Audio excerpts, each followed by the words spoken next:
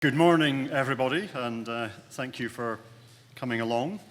For those of you that don't know me, my name is Andrew Cairns, and I'm the director of the Actuarial Research Centre.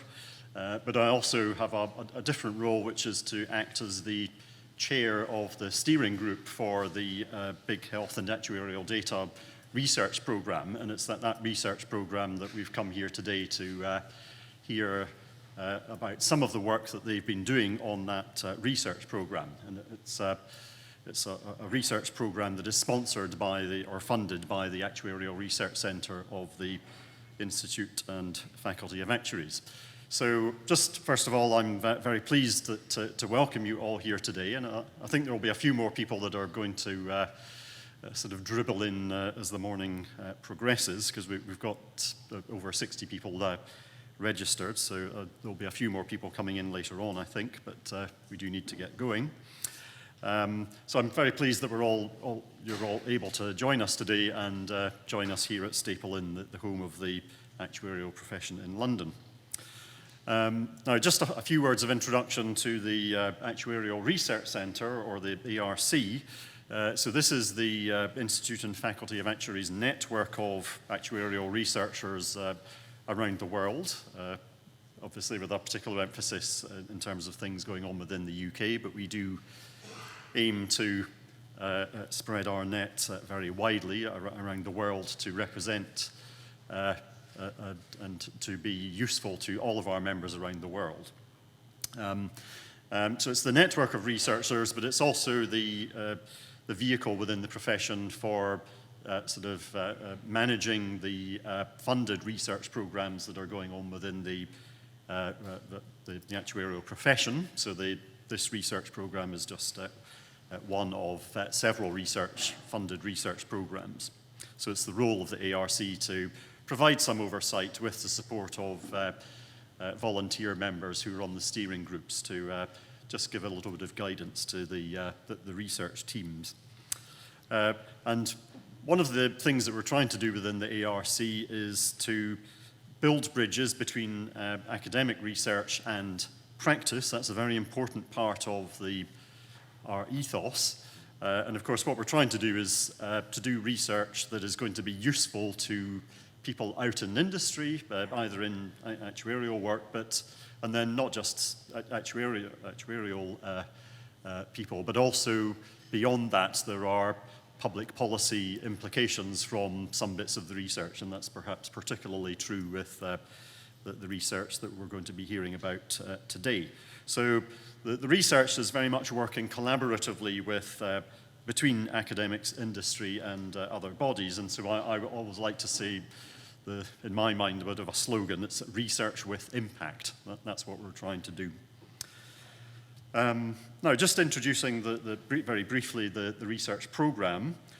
So the program itself is, the research program seeks to develop new methods for assessing mortality and longevity risk based on big health and actuarial data. It started in 2016. It supports 3 PhD students, and we'll be hearing from them later on, so all 3 of you are very welcome. And the program is being led by the Professor Elena Kulinskaya at the University of East Anglia with her research team, all based at the university, but it also has some practical actuarial assistance from experts in Aviva, and so Nigel Wright here is part of that group. So now moving on to the workshop today, the objective of the workshop is to familiarize practitioners with the advanced techniques in survival analysis, and such as the sort of Cox's regression, non-proportional hazards, and with time-varying covariates, landmark analysis, and their applications for modeling morbidity and longevity.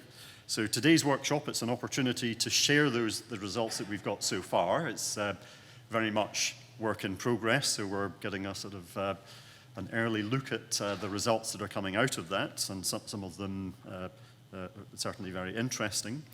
So I very much encourage you during the day to give us your comments or ask questions. and just generally get actively involved.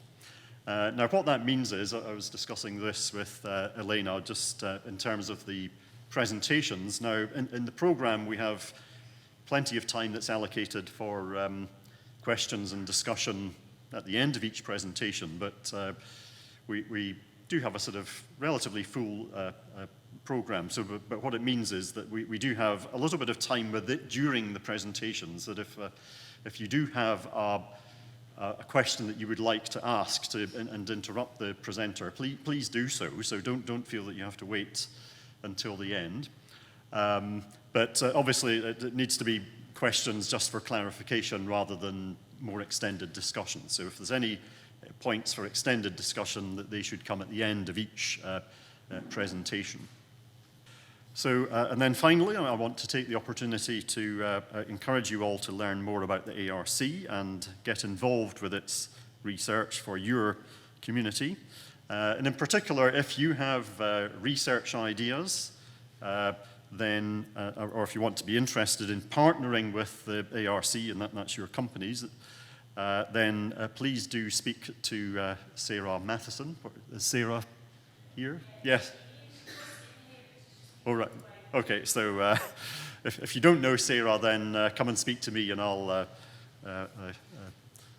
so that we can find her. But the key point is that we do want to partner in the future with consultancies and insurance companies to, as part of this idea that within the ARC that we do want to have research that is relevant and useful for actuaries. So please do speak to us if you're interested in partnering with the ARC on future research projects.